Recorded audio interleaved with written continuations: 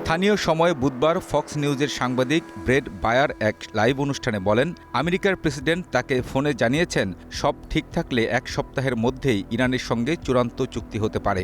সম্ভাব্য এই চুক্তির মূল শর্ত হিসেবে দুটি বিষয়কে গুরুত্ব দেওয়া হচ্ছে। প্রথমত, ইরান থেকে উচ্চমাত্রা সমৃদ্ধ ইউরেনিয়াম স্থানান্তর করা এবং দ্বিতীয়ত, হুরমুজ প্রণালী পুরোপুরি উন্মুক্ত রাখার বিষয়টি নিশ্চিত করা। একই দিন হোয়াইট হাউসে ট্রাম্প সাংবাদিকদের বলেন, ইরানের সঙ্গে আলোচনা বেশ ভালোভাবে এগোচ্ছে।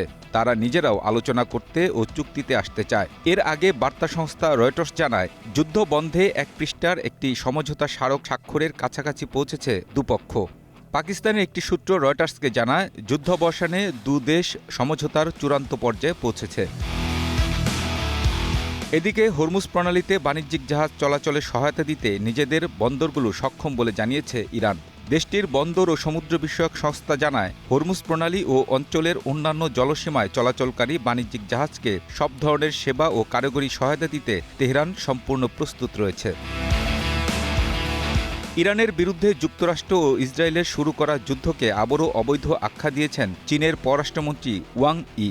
স্থানীয় সময় বুধবার বেইজিংয়ে ইরানের পররাষ্ট্রমন্ত্রী আব্বাস আরাকচির সঙ্গে বৈঠকে একথা বলেন তিনি। জবাবে চীনকে ধন্যবাদ জানিয়ে ইরানের পররাষ্ট্রমন্ত্রী বলেন, যুক্তরাষ্ট্র ও ইসরায়েলের কর্মকাণ্ডের নিন্দা জানিয়ে বেইজিং প্রমাণ করেছে তারা তেহরানের ঘনিষ্ঠ বন্ধু। সমঝোতা আলোচনার মধ্যেই ইরানে নতুন করে হামলা শুরু করতে চান ইসরায়েলের সামরিক ও নিরাপত্তা বিষয়ক নীতি নির্ধারকরা। যুক্তরাষ্ট্রকে পাঠানো বার্তায় এ ইচ্ছার কথা জানিয়েছে Tel Aviv. Israeli public broadcasting corporation জানায়, ইরানের সঙ্গে আলোচনা বা সমঝোতাকে শুধু সময়ের অপচয় বলে মনে করছে ইসরায়েল। পারস্য উপসাগরীয় অঞ্চলে চলমান উত্তেজনাকে কাজে লাগিয়ে তারা ইরানের মূল ভূখণ্ডে আবারও সামরিক অভিযান চালাতে আগ্রহী।